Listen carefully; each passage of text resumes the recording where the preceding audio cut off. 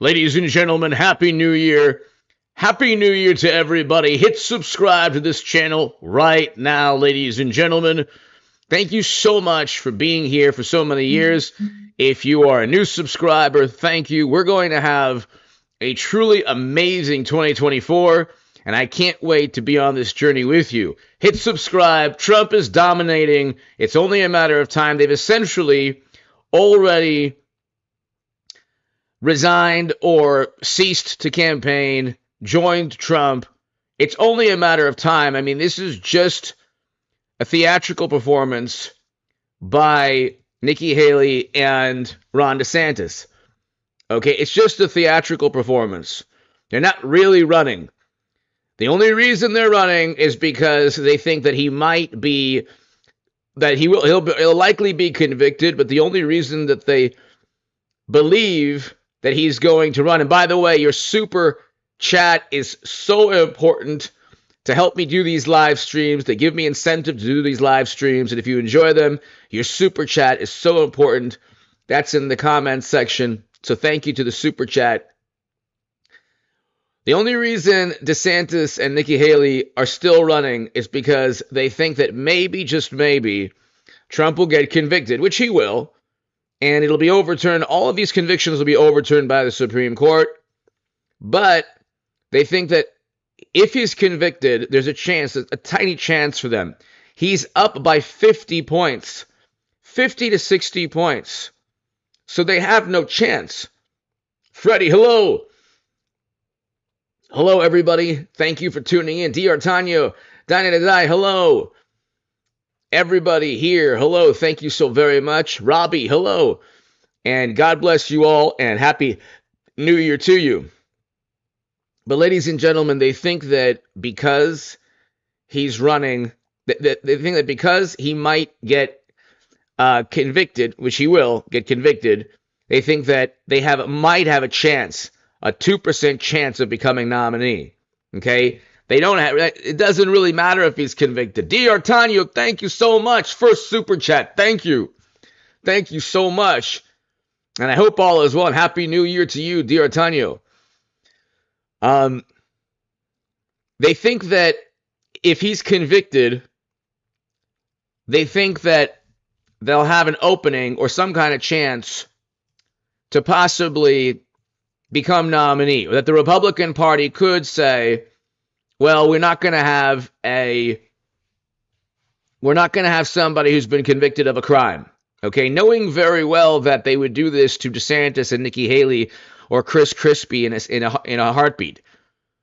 Okay, they would do this to any Republican. This is their game plan, which is to utilize a Justice Department run by Democrats in a Democratic administration.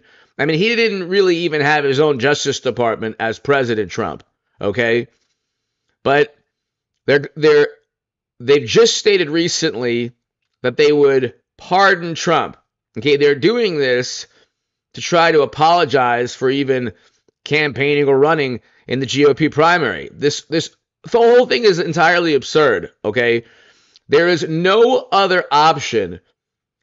Number one, there's no other Republican that could come close to defeating anyone. Biden, Clinton, anybody. You are going up against the entire media. That's the issue. You're going up against all of media, all of late night. Every comedian that isn't that funny but has devoted their lives to, like Stephen Colbert and Jimmy Kimmel.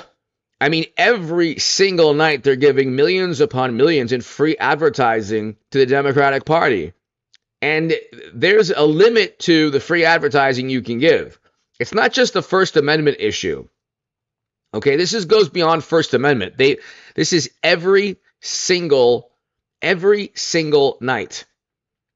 Saturday Night Live only does skits disparaging Trump and Republicans. Very rarely do they ever do anything disparaging a Democrat. And if they do, it's like the most benign, not very offensive skit. So, like an inoffensive skit. When you're running against any Democrat, you're running against an entire media apparatus. That's why Trump is so important. Okay, we had record low poverty with Trump. We had record highs in household median income. And we also had the first president not to get us into an endless military conflict or a prolonged military fiasco in a long time. Okay, since Reagan. He did not get us into a quagmire. You could say also since Bill Clinton, but Bill Clinton also was actually more militant than Trump. So in terms of policy, he's the only anti-war candidate, Trump, and we had less poor people. Poverty was lower under Trump. Okay, poverty was lower under Trump. So you look, ladies and gentlemen, and it's like, this is a theatrical performance. So Ron DeSantis, Nikki Haley said they would pardon Donald Trump. They're essentially ending their campaign with that. The whole point of them running is that they have a hope, a prayer that the Republican Party will bar Trump or ban Trump, just like Democrats in blue states trying to ban Trump in Colorado. But if they're telling the world they would pardon Trump, they're telling Trump, hey, listen, we're sorry that we're even running, and you know what? It's just a theatrical performance. Interestingly enough, they actually do have a primary, Republicans. The Republican establishment didn't want Trump. He won. The Democratic Party establishment didn't want Bernie Sanders, and they cheated him. And so that's just okay with Bernie Sanders. I mean, that's just okay with the left. Literally anything Democrats do is just fine for people on the left. They don't care. They have a media apparatus, everything from news in the day to comedians at night and publications in every state bolstering their existing biases and their sentiments. And that's the thing. I mean, you cannot compete with that if you're a Republican on the national stage. Maybe on a local level you can. I mean, you obviously can because Republicans have the House, but Kevin McCarthy left. They only have, 7? They're only 7 up in terms of members. A 7-seat majority, I believe. Let me know if I'm wrong. But ladies and gentlemen, Trump is going to win the GOP nomination. That's obvious. DeSantis and Nikki Haley are going to drop out of the primary. And you're then going to have you're going to have Trump Biden, which I don't think is going to happen. I think that Trump Hillary Clinton will still take place. It depends on the only curveball that could take place is documents that are being released about a certain vacation spot for Bill Clinton. So that's the only caveat here. But even then, they wouldn't care. There's nothing that, look, you could have Gumby. You could have a fern, like a house cat. You could have anything Democrats decide to rally around. They will rally around. And they will, through peer pressure and just immense media attention and focus and this zeitgeist that they create, they will say, you must vote for this person. It's the only way to stop Trump. They've created something that doesn't exist in Trump. Okay, that's what they need to do because Trump was a very good president. We had record low poverty and record highs in household median income.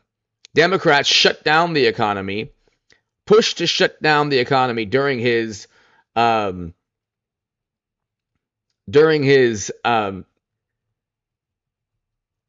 last year in office. And now we have the inflation that they caused through these shutdowns. Now we're going to have, and I think this is going to be a key factor, we'll not only have a recession, but we'll have a stock market crash, ladies and gentlemen. I do think we'll have a stock market crash. Stocks are overvalued, and earnings are going to go below expectations in 2024. That could cause a variety of different panic. I mean, that'll cause a panic from a variety of potential outcomes. Okay, so when earnings season is lackluster in 24, and people on Wall Street, big investors, finally realize, oh, wow, every stock here is overvalued. The market is overvalued. Even CNN is saying the worst of inflation could be behind us. A recession may not be. Well, the worst inflation, they're playing a really stupid game, okay? A really stupid game here. Inflation is only down because interest rates are up and oil prices are relatively reasonable. They're not over $100. Okay, once oil prices go up, okay, and let's say they have to lower interest rates. So they must lower interest rates, which will then allow inflation to creep up or, to spike. So they're playing a balancing act that they ignored inflation in 2021. They said that it was only temporary. Now, because of the inflation that they ignored from trillions upon trillions in fiscal and monetary stimulus, we have they sowed the seeds of their own financial demise or political demise with this stock market crash or recession. I think that we'll have both. That'll catapult Trump. There's really nothing that they can do I think when there's a market crash, unfortunately there will be. But let's just say if there's a market crash, it doesn't matter what they say about Trump. It doesn't matter how they lie about him. It doesn't matter what they do that day where democracy is supposed to protect this country. There's no way Biden is losing now to Trump. Okay, he's losing now. Biden is losing right now to Trump. And we haven't even had a recession yet. Okay? We haven't even had a recession yet, and Biden is losing to Trump. Now imagine what takes place when there's a collapse. Because interest rates right now are at 7 to 8%. 6 to 8%, okay? So buying a home is very difficult for anyone looking at homes now. Okay, you went from around 3% to 8% within the span of a year and a half. All right? And you did that because you ignored inflation. Well, now there's this dumb word that Democrats always use when they justify billions in property damage. Let's call it a reckoning. So now, because of the Democratic Party's economic policy, Bidenomics is absolutely terrible. It's the reason that we have a higher poverty rate in this country, higher child poverty, higher overall poverty, and Democrats don't care. The primary selling point to being a Democrat is that you care so much about protecting poor people.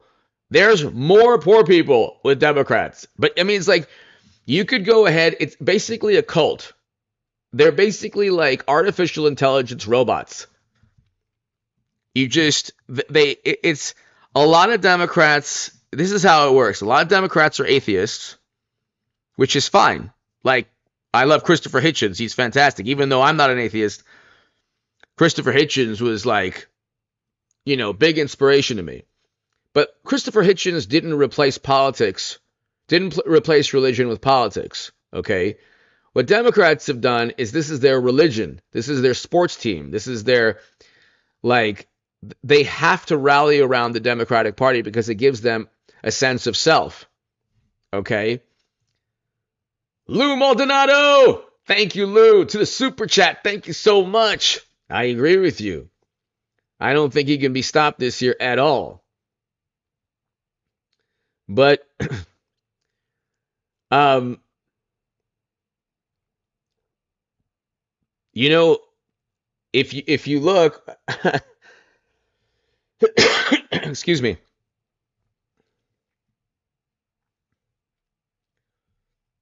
a recession is 2 quarters of negative growth or negative GDP.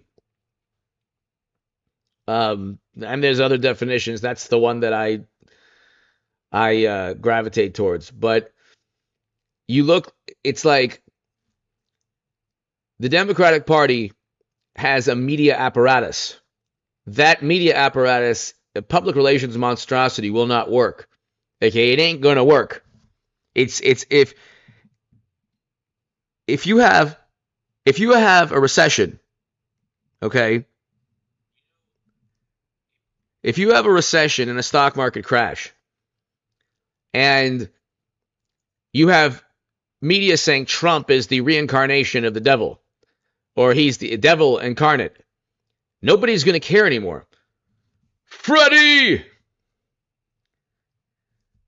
The Democrat lifestyle is 20. It is. Freddie Sodium, thank you. Thank you, Freddie. Greatly appreciated. It is. It's really is a circus. Thank you, Freddie. Thank you, Lou D'Artagnan. Thank you. It's in my super chat. Thank you, everybody. You help me do these live streams. But you're not going to be able to. I think that Trump is destined to regain the Oval Office because you don't have a popular president. Biden is not popular at all. Democrats rallied around him because they just wanted a human being to rally around. Okay, that's it. They wanted a human being, and they had complete and utter censorship in the stock, and they had complete control of social media algorithms. Here, everyone's talking about a crash, and we'll get to that in a second again. But Biden is not popular. There's no real base of support for Biden. There's no base of support. The base of support is that Democrats will vote for anybody that is a Democrat. It really doesn't matter. They'll just, if they're told to do so, they'll do so. Colonel Rangus, Happy New Year. So it's not like there aren't reasons to vote for Biden. No one knows. Like this thing, this is going to be really hilarious when this fails miserably. They're talking about Bidenomics. They're putting his name to economic policies that will lead to a recession and a market crash. They're going to go from Bidenomics is fantastic to never using the word Bidenomics again. Okay. Obamacare was utilized by President Obama because Republicans tried to associate the ACA with his name, but at the end of the day, there were enough people who liked Obamacare. It wasn't a negative in terms of connotation. Bidenomics will be they will run from that word. So now you hear this nonsense about Bidenomics. They always bark up the wrong tree in terms of public relations, but they don't care.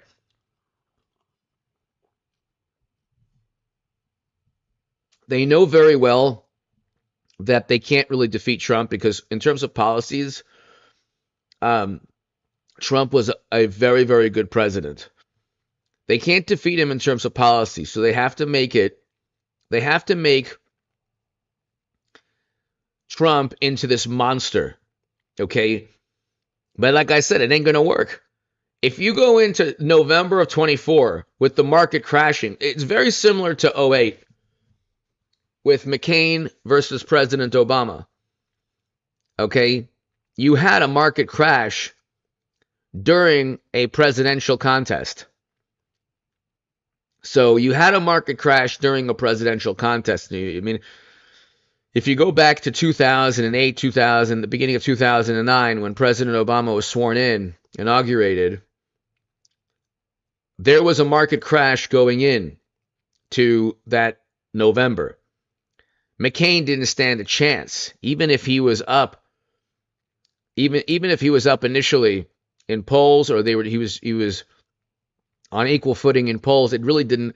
He stood no chance, because when the economy is tanking, it doesn't they can go ahead and accuse Trump of everything under the sun now. Nobody cares. Nobody cares. And if you have a recession, stock market crash, and people are tired of Biden, they can do whatever democratic, they can engage in as much democracy as possible that day. It ain't going to work. Also, there's another wrinkle. If you look at Watergate, Watergate was the work not of two journalists. Watergate was very much, and you see, the work of an intel operative or a person blowing the whistle, whatever you want to call it. But it was an FBI informant, or I should say a top bureau director or official, who gave the two Washington Post reporters the story. The two Washington Post reporters had no clue about anything going on regarding Watergate. And then you had a top bureau official give them the goods. Then the story came out. I am wondering, because you had so many people during the Trump-Russia nonsense within the Democratic Party, the Department of Justice, the Federal Bureau of Investigation. You had so many people. I mean, they're still on MSNBC and CNN now. You had so many former government officials who were eventually fired, claim that Trump is a menace, a national security threat. And it's like, we've never seen this before. We've never seen any of this before. I mean, Watergate was one person. You didn't even know his name, a bureau official, and his name, the code name was a very interesting code name. So we've never seen this level of interaction between top intel officials, government officials, acting in such a partisan manner. Okay, whether it was behind the scenes in the 70s, that's fine. I mean, that's the way it used to be, behind the scenes. But now you have government officials getting fired, turning on a president. You have the New York Times publishing an anonymous op-ed literally stating that a person in Trump's administration hides information from him to try to save the country from his worst impulses. I mean, you couldn't... Where were these people preventing us from getting into never-ending wars with Bush and Cheney and Rumsfeld? Or where were these people when President Obama wanted to destroy Libya, which took place when he tried to save that country? Because that's what Democrats, in their maniacal quest to make things better, because they're such good people, shut down economies in blue states, and then suddenly you have, people who have no homes out on the streets. You have lives upended, ruined. And now you have officials. Top officials stating, oh yeah, the shutdowns were wrong. They were short-sighted. Everybody that with a functioning brain cell knew that the shutdowns were abysmal failures, did nothing in major cities like Los Angeles and elsewhere. People weren't even abiding by them. They were having house parties. This is like the dumbest things in the world. And then they forced everyone to be an apoplectic, paranoid, wonderful, highly educated, morally superior Democrat. They said you have to do this and that. But see, again, nobody listens to them. You can have a consensus, a fabricated consensus where Twitter bans any disagreement on what the Democratic Party or what liberal pundits or what bureaucrats believe. I mean, they actually believe what they're told. So a consensus is started, could be a multinational organization or a government agency, or the Democratic Party either creates a consensus or rallies around a certain consensus. Barnes Homestead, hello, Happy New Year. And what takes place is they go full steam ahead. They don't think of the consequences. And nobody, very few people in media are going to, and I'm going to hopefully be published soon regarding this, the recession that we're going to face and the stock market crash and the Bitcoin crash. The Bitcoin crash. These things are at all-time highs now, and they're all going to come. The market is overvalued. We'll get to that in a second. But nobody is going to, in media, is going to point to the shutdown 3 years ago. So it's like nobody's going to put two and two together. That's the sad part of American politics. 3 years, 4 years, 5 years is ancient history. Okay? Nobody puts two and two together. And it's like Trump has become about personality. Like the average person who doesn't like Trump will either say something that he didn't do as a reason, or they'll just, it's almost like a fashion statement, like, oh, I'm not going to wear that brand.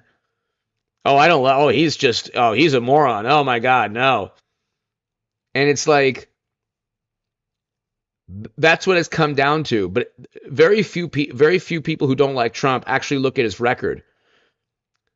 They don't say that, oh, well, he had, they'll never say he had record low unemployment, record low poverty, record highs in household median income, inflation was at 3%, interest rates, 3% or so, less than that, and around there. They won't say all of these things were functioning, but we didn't like him because, the Helsinki conference, and,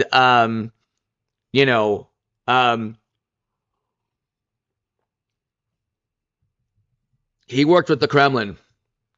And then they come up with these stupid things. Oh, yeah, norms and traditions.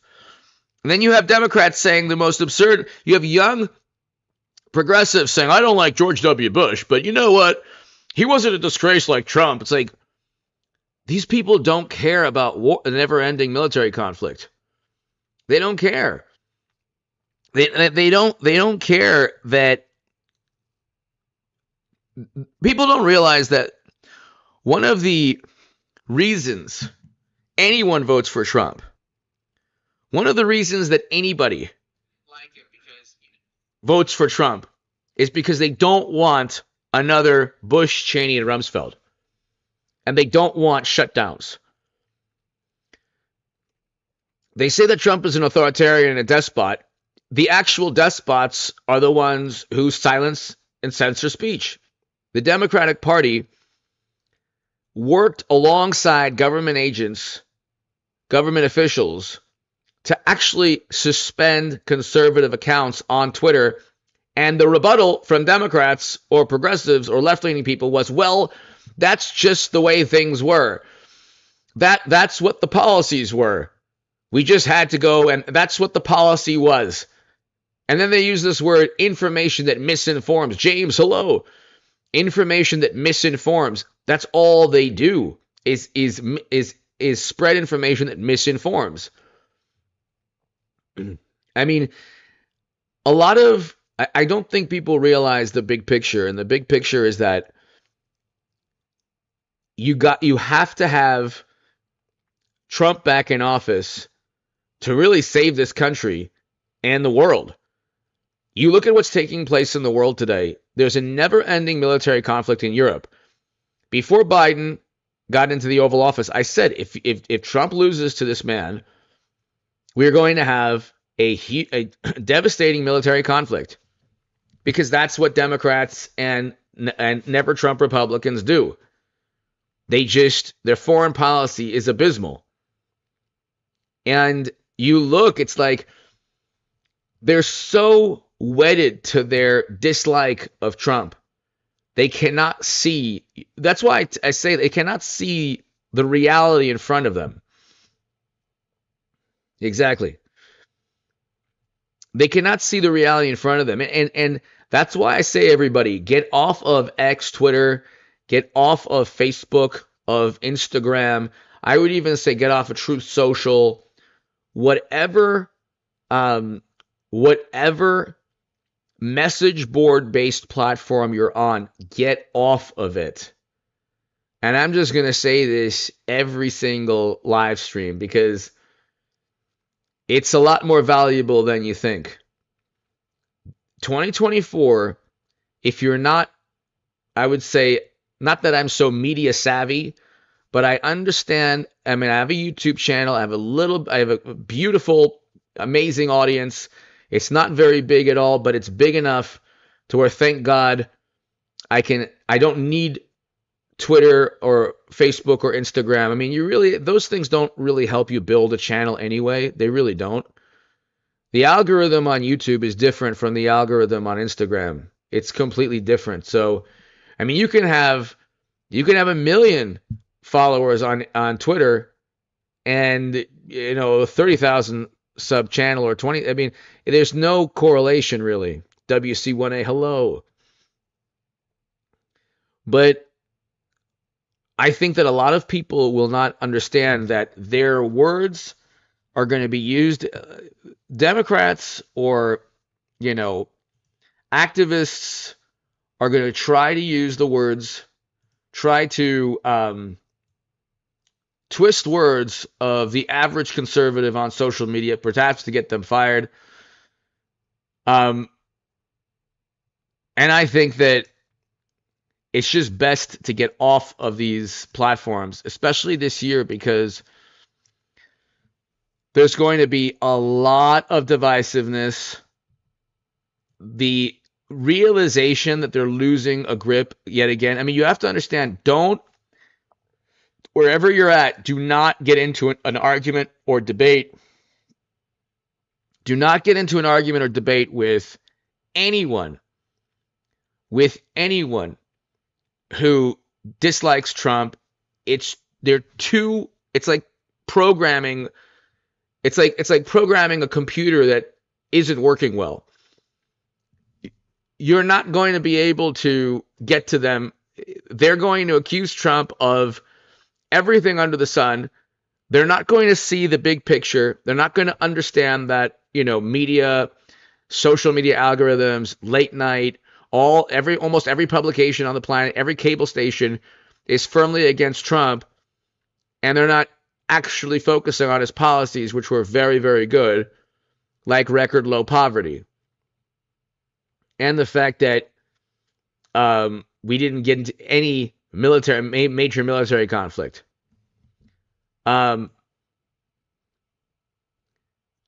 They're also going to be, you have to understand that the emotional toll it will take on people when Trump regains the Oval Office will be, it's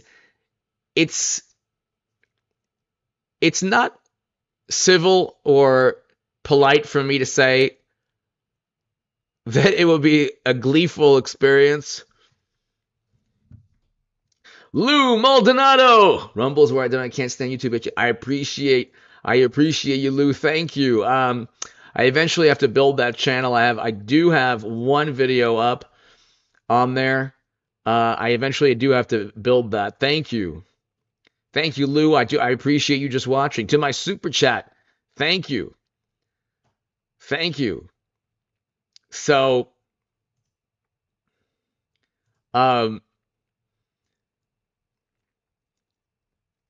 you have to look at, if you devoted your life to despising Trump and then he regains the Oval Office, You have wasted essentially 7 years. You've wasted 7 years of your life. Think about that. From 2016 to 2024, 8 years of your life. If you are a highly educated, morally superior liberal Democrat, you have disowned friends and family. You've gotten into endless, angry arguments, debates with vitriol and venom and going nasty and bringing up things that have nothing to do with politics. And Lisa, hello. And then in November of 2024, every single thing that you've heard about Trump, the edifice, this public relations monstrosity that's been built every day, 24/7, telling you that Trump is the end of the world, will come crashing down when you realize, oh my God, America has again put Donald Trump in the Oval Office. God willing it takes place. But you have to understand the emotional toll it'll take on people. All of those people who disowned friends and family are going to have to realize that they were wrong. Because they disowned friends and family, and I lost like 10 lifelong friends because of Trump.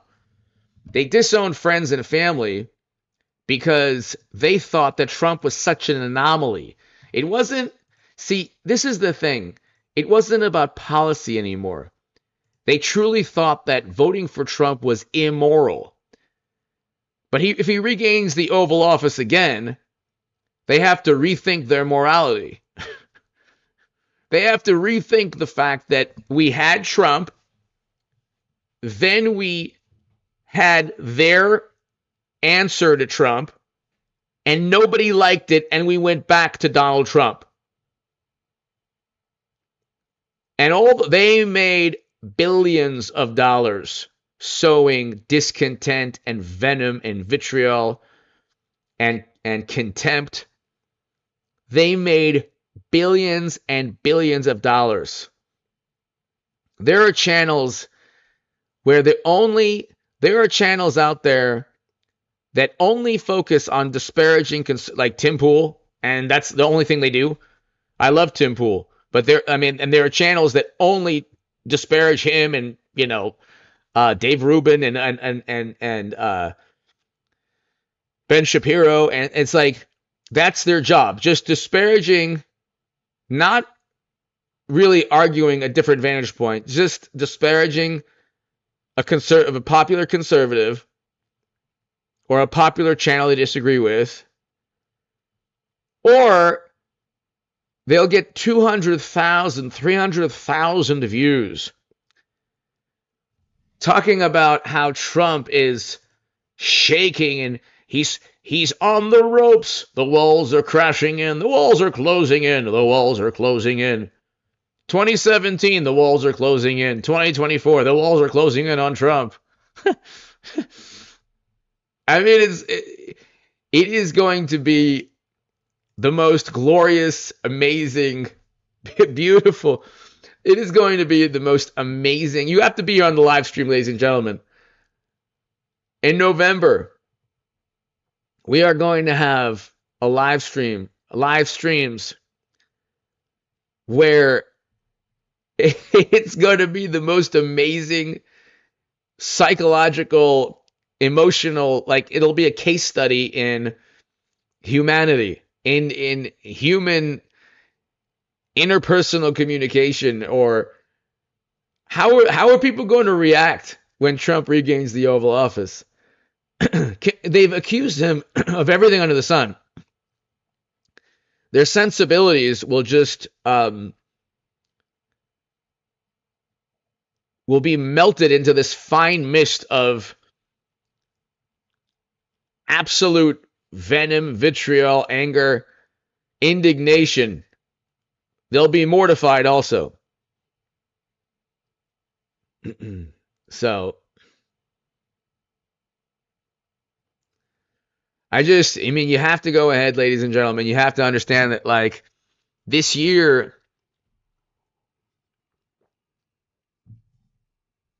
if you have Facebook or Instagram or X, don't write any like provocative takes on anything. I say this because I care about you and I appreciate you watching. Don't write any, like, don't get into any debates. You don't want anyone to take your words out of context. See, it would be very difficult for anyone to take my words out of context because I have a YouTube channel where I can go back and show the context. I'm on video trying my best to give everyone context. And, if somebody wants to twist my words, they'll have a tough time doing so. On a message board based platform, Instagram, Twitter, Facebook, you can do that very easily. You could take screenshots. You could fake phony screenshots. You can do that very easily. By the way, I will have a live stream tonight also at around 7 p.m. Pacific, 10 p.m. Eastern. So be here for the live stream. Deborah, hello. Be here for the live stream, ladies and gentlemen. But yeah, I mean, this year, it's January 1st, ladies and gentlemen. Make sure that you protect yourself from people who are on their way to losing the political power that they've cherished so much. Okay? What Trump didn't understand his first 4 years in office was that he didn't understand that he gave them political momentum while he was president as well. So he didn't realize that every day on Twitter, when he would say something provocative, it would help him. See, Trump says things in a provocative, brash, crude manner, so media will repeat what he says, and he will give people a choice, like, Pepsi and Coke and Coca-Cola and, whatever, Tesla or whatever, even, I mean, like a Honda EV, whatever, you know what I mean, like a choice. Hewlett Packard, Dell, what, you know what I'm trying to say, okay? Trump, what Trump's, the Yahtzee, hello. What Trump does is the following. He says something either crude or outlandish or provocative. He doesn't have media on his side, but he knows that media is obsessed with him. So he'll say something he might not truly mean, or he might mean it, but, it's not, diplomatic. Media publicizes it and takes a megaphone where the entire planet hears what Trump is saying. That reminds people that Trump is another choice. So what Democrats don't get is that, and what media doesn't understand, and I don't even think they care because they make so much money, is that every time they shriek and they show this indignation, this moral outrage over anything Trump says, they're showing the world that there's another choice out there. We had record low poverty. We had record highs in household median income with Trump. He was already tested as president. Did he pass every test? No president does. The only thing he didn't do was handle media in a strategic manner. He took a baseball bat and just, went after a beehive or a hornet's nest. And that can only work for so long. You can only do that for so long. Okay, but other than that, I mean, exactly, Gloria, exactly. Trump was respected around the world. The same German diplomats who were laughing at him were like, he was proven right. Trump was proven right. Okay, they were reliant on natural gas, for example. He spoke about that, and of course, he was right about that. But the thing is, Trump publicizes the fact that there's another choice, that he is the other choice. Democrats inadvertently publicize the fact that he is another choice for people to choose. That he's out there, their indignation, their moral outrage. Most people don't have the sensibilities of lifelong liberal Democrats. They're not outraged at everything. Most people aren't thin-skinned. Okay, it's a very loud, political, activist class of people that are thin-skinned about everything. Most Americans are not thin-skinned. So they look at Trump and they just shrug their shoulders and say, okay, you know what? I'd rather have a great economy and a better foreign policy and somebody with a personality that maybe I don't like that much. And so when Trump says something and the media just goes berserk, they don't understand that he is offering the entire American public another option, another political option. And the media plays into it all the time. All the time. They play into it all the time. They don't get it. They don't understand. They don't understand. And it's like, I'm not in like, I'm not in high school or junior high. It's like, I don't care. I actually like his personality most of the time as well. I don't care what people think of me. I remember one person, lifelong friend, was yelling at me, said, none of your friends like Trump. Why do you like him? And I said, first of all, that's not true. Secondly, why would I care what my friends like? Why on earth would I care as a grown man who my friends choose as president, or what my friends wear, or what they like to do? What does that have to do with me? I mean, that mentality was like, it's like an 80s movie. You're not cool anymore, dude. You like Trump? I can't be your friend anymore, man. And that's pretty much exactly what took place. And then seeing Trump back in the Oval Office will be like, it will be the greatest, the most gigantic middle finger the entire universe will see. Exactly. Why would I want to conform? Why would I want to, like, a friend to me is I judge friends by how they treat me, and how I treat them. Like, a friendship is about being good to your friend, or, treating a person the way you want to be treated. So I don't want a friend to judge me for a different political vantage point. I don't care about their vantage point politically. They could do what they like. The problem is what liberal Democrats did, and progressives and left-leaning people. They've convinced themselves that they are on the side of absolute truth. As they actively covered up Hunter's laptop, as they actively shut down economic activity, forced people to do things they didn't want to do, silenced any dissent, ignored all the good things Trump did with the economy. Kevin, hello. We got 10 more minutes, ladies and gentlemen, 10 more minutes. Thank you so much, 350 or so people. I appreciate it. To my super chat, thank you again. I'll be doing 1 or 2 live streams every single day, everybody. So, this week should be interesting. We have Iowa on the 15th. That should be fun. We'll have live streams then.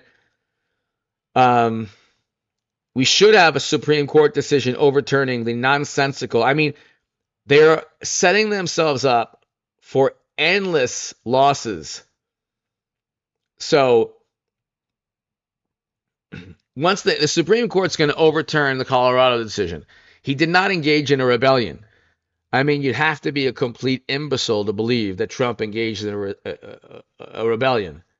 So it's like they keep on making these stupid leaps of logic. Then they're going to wonder what happened. And then they're going to have a book. There was a book that was written by the Clinton campaign, What Happened? And then 2024 will be What Happened 2? What Happened Part 2?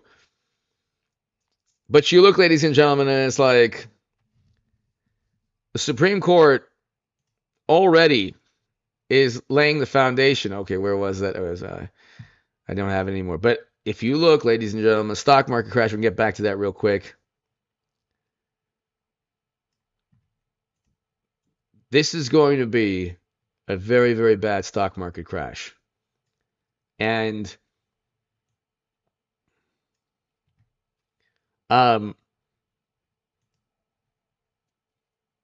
it's going to be 100% the fault of Bidenomics. Sarah, hello, thank you. They're not going to be able. Let's look at Bidenomics. Hold on one second. Bidenomics.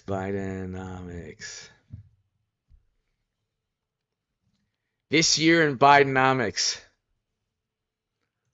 Why Bidenomics is fine.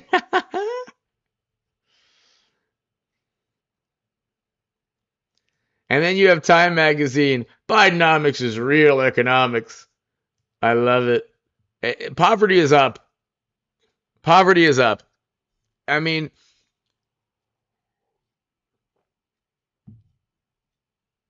if the poverty rate of the country is up, how is it real economics?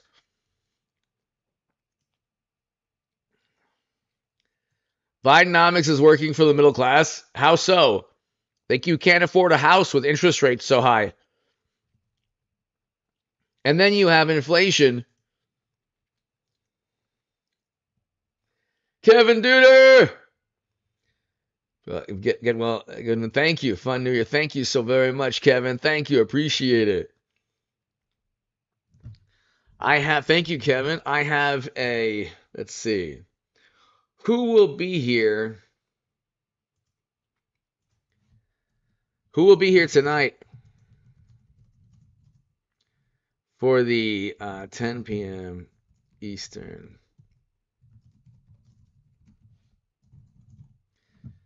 So will you make it for the 10 p.m. Eastern live stream? What do you think, ladies and gentlemen?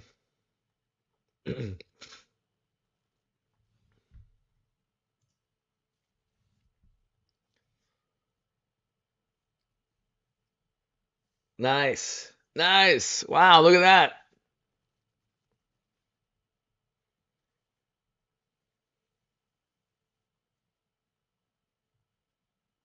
Lou, thank you. Yeah, I mean, I see that.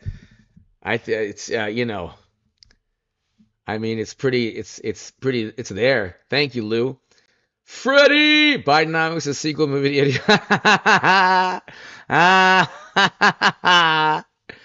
That's true. We actually are living in a liberal version of idiocracy. But if you point that out, it's offensive speech, so.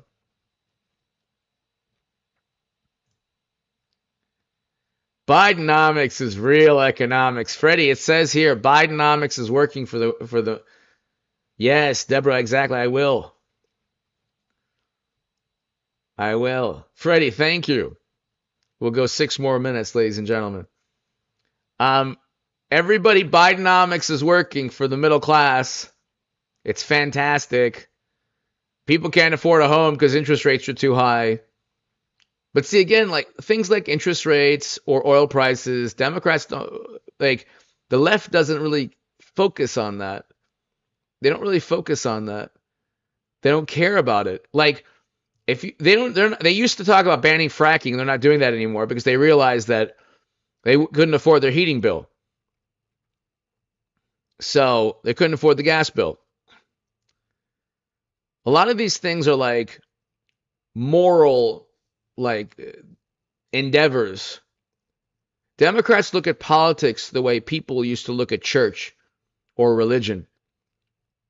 They don't see that there's a legitimate vantage point on both political sides, and that depending on the era in American politics, in this era, Trump is by far the better choice than what we have currently. But you look, ladies and gentlemen, and it's like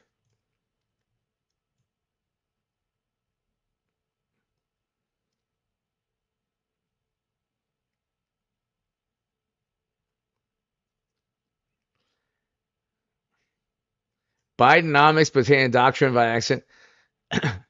The best. This is hilarious.